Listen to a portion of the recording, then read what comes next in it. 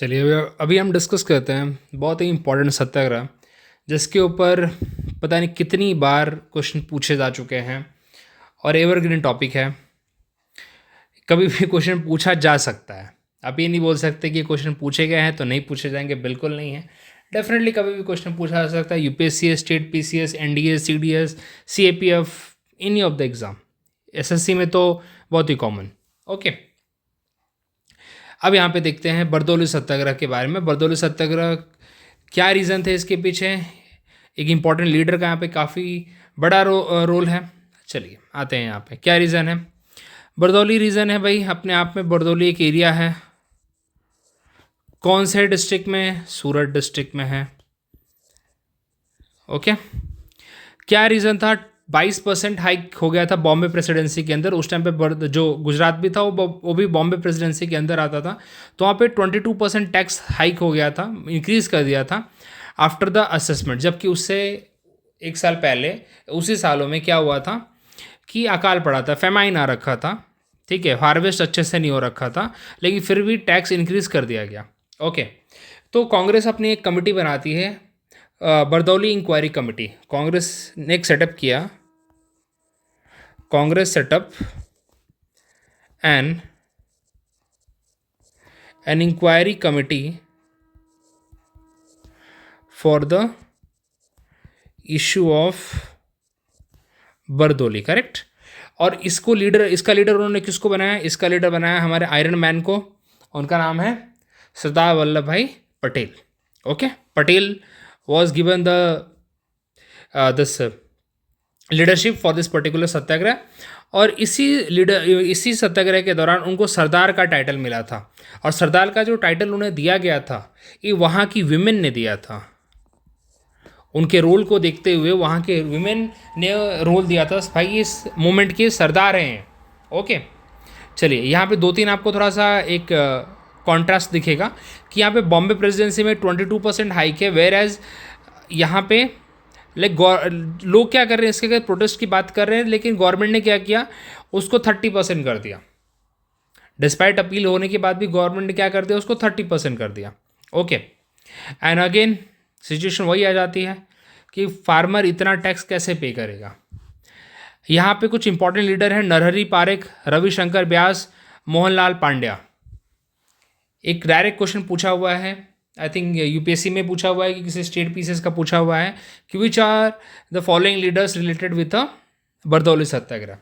तो ये चारों के नाम आपको डायरेक्टली पूछे हुए हैं। तो नरहरि पारेख, रविशंकर व्यास और मोहनलाल पांड्या एंड वल्लभ भाई पटेल तो आप सबको पता ही है। ओके, अब इन्होंने कैसे लीड किया मूवमेंट को? इन्होंने फार्मर्स को बोला, वैसे भी ये सत्याग्रह का तरीका है इनका, ठीक है, तो ये क्या करेंगे भाई, टैक्स मत दो। बहुत बेसिक है, सब चीज़ें समझो आप। ज़्यादा इसमें 2-3 चीज़ें समझ जाओगे ना, आपको सिर्फ लीडर्स के नाम याद रखने पड़ेंगे, कुछ इवेंट याद रखना पड़ेगा, आपको सब चीज़ क्लियर हो जाएगी। ओके, इन्होंने कैसे किया? इन्होंने क्या बोला? टैक्स मत पे करो। ओके, आप वायलेंट मेथड मत यूज़ करो। आपको लगता है वायलेंट मेथड यूज़ किया? डेफिनेटली नहीं, वायलेंट मेथड का हम यूज़ नहीं करेंगे। ओके, हमको जो ऑर्डर्स आएंगे हम उसको फॉलो नहीं करेंगे, मतलब कोई ऑर्डर को फॉलो नहीं किया जाएगा। ओके, अगर कोई पर्सन ब्रिटिशर्स के साथ जा रहा है, हम उसको भी क्या करेंगे, अपोज करेंगे, उसको बाइकआउट करेंगे। ये सब चीज़ें यहाँ पे यूज़ की जाएंगी। चलिए देखते हैं। गांधी जी का भी इमेंस सपोर्ट था। गांधी जी बैकअप के लिए थे वैसे, कि अगर नहीं संभलेगा then Gandhi ji will come. यहाँ तक कि गांधी जी आए भी थे इसको डील करने के लिए एक बार। ओके, अब पटेल जी ने क्या किया, बरदौली को जोन्स में डिवाइड कर दिया। इसको बोलते छावनी, इसको उन्होंने छावनी में डिवाइड कर दिया। या फिर उन्होंने कैंप्स बनाए, वही छावनी को कैंप ही बोलते हैं, जहाँ पे उन्होंने लोकल लीडर्स को वॉलंटियर बनाया। सब जगह तो जा नहीं सकते, तो उन्होंने लोकल लीडरशिप दी। अगेन वही उन्होंने तरीके हैं, these are the methods, ways जो यूज़ किया उन्होंने।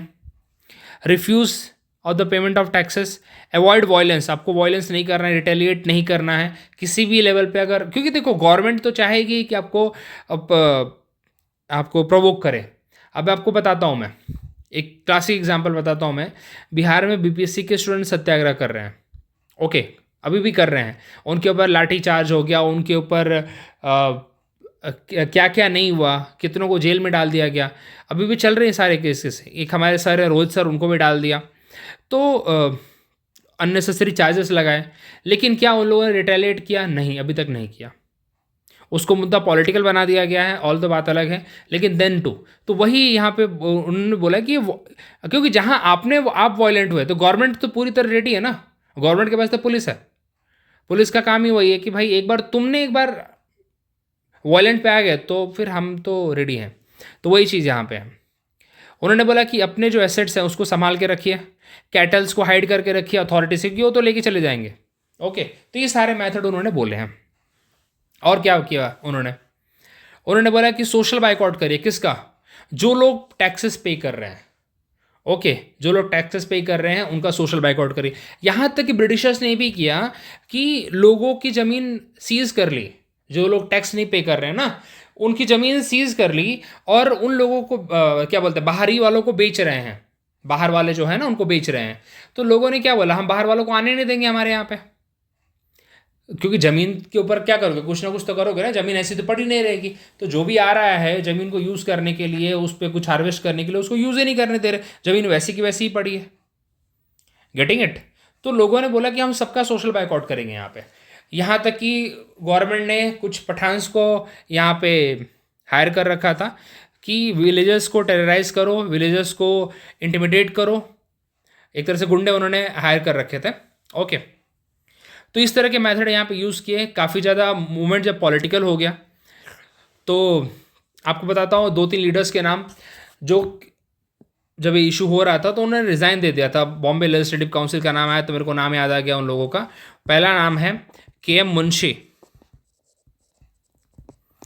मुंशी एंड दूसरे नाम है लालजी नारायण जी। लालजी नारायण जी। इन्होंने क्या किया, इन दो लोगों ने क्या किया, इन दो लोगों ने रिज़ाइन दे दिया। ओके, मूवमेंट काफ़ी बड़ा हो गया था। बाद में इसके ऊपर समहाउ कंक्लूजन बैठा, एक कमेटी बैठाई गई। ओके, और बोला गया कि जो 22% टैक्स जो हाइक हुआ था उसको कैंसिल किया जाए, और एक कमीशन सेटअप किया गया, मैक्सवेल ब्रूमफील्ड कमीशन। एग्जाम में पूछा हुआ कमीशन है कि मैक्सवेल ब्रूमफील्ड कमीशन कौन से मूवमेंट से एसोसिएटेड है, कौन से सत्याग्रह से एसोसिएटेड है, तो ये है बरदोली। अब यहाँ पे एक चीज़ और, 22% तो कैंसिल कर दिया, लेकिन आखिरकार अगले साल 6.03% तो इंक्रीज़ हुआ ही हुआ हो। ओके, तो आखिरकार पीजेंट्स का लॉस तो हुआ ही है, लेकिन चलिए एक तरह से पार्शियल सक्सेसफुल था मूवमेंट है। ओके, अगेन जो कॉन्फिस्केटेड प्रॉपर्टी थी इंश्योर किया गया कि उनके ओनर्स को दे दिया जाए। अब इससे हमें क्या समझने को मिलता है भाई, फार्मर्स को एम्पावरमेंट मिली, पटेल की लीडरशिप हमें देखने को मिलती है, कॉलोनियल एक्सप्लॉयटेशन हमें देखने को मिलता है, और फ्यूचर मूवमेंट को उसने एम्पावर किया। हमें देखने को मिलेगा सॉल्ट सत्याग्रह भी, क्योंकि लोग जुड़ते जाएंगे ना। अभी लोग को आप एम्पावर करोगे, ग्राउंड लेवल पे जाके अगर आप सत्याग्रह करोगे तो लोग आपके साथ जुड़ेंगे। जब नेशन वाइड सत्याग्रह होगा तो लोगों की वैसी ट्रेनिंग मिल चुकी होगी। ओके, कुछ क्वेश्चन देखते हैं। The Bardoli Satyagraha was launch in response to communal award. नहीं भाई, कम्युनल अवार्ड 1932 में आएगा। ठीक है, कम्युनल अवार्ड के बाद क्या होता है, टॉपिक आ गया तो बता देता हूँ। इसके बाद हमें देखने को मिलता है Poona pact. Okay, Poona pact देखने को मिलेगा कम्युनल अवार्ड के बाद। रेमसे मैकडोनल्ड जिन्हें कम्युनल अवार्ड लाया था, इसमें ही बोला गया था कि हम SC/ST को क्या देंगे, अब सेपरेट इलेक्ट्रेट देंगे, यही है वो। इसके बाद पूना पैक्ट हुआ जिसमें बोला गया कि नहीं, उनको रिजर्वेशन दो आप, गांधी जी। और बताइए बाकी अब दूसरा नाम। तो सेकंड क्या है यहाँ पे, 22% increase in land revenue tax. Of course ये रीजन था। Which among the following not directly associated with the Bardoli Satyagraha. Narhari Parekh थे, रविशंकर व्यास थे, PIQ है वैसे। ओके, ये सारा PIQ ले रहा हूँ मैं। महात्मा गांधी ऑफकोर्स एसोसिएटेड थे। यहाँ पे जवाहरलाल नेहरू का नहीं है। मैं आपको बताता हूँ, Mahatma Gandhi was a backup, इनको बैकअप में रखा गया था। इनको और इनकी वाइफ भी रेडी थी, कस्तूरबा गांधी।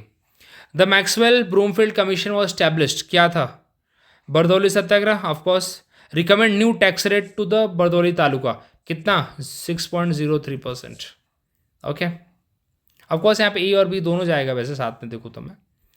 चलिए एक मेंस का क्वेश्चन लेते हैं। Discuss the socio economic and political significance of Bardoli Satyagraha and Indian freedom struggle. आप इसके अंदर पूरा डिटेल लिख सकते हैं। पूरा पीजेंट्स मूवमेंट जो भी यहाँ पे डिटेल है वो पूरा डाल सकते हैं यहाँ पे, दैट विल वर्क। ओके, तो एक रिकैप कर लेते हैं हम इसका। इसके अंदर कौन कौन से लीडर्स का नाम आता है। पहला आता है नरहरि पारिक, पांड्या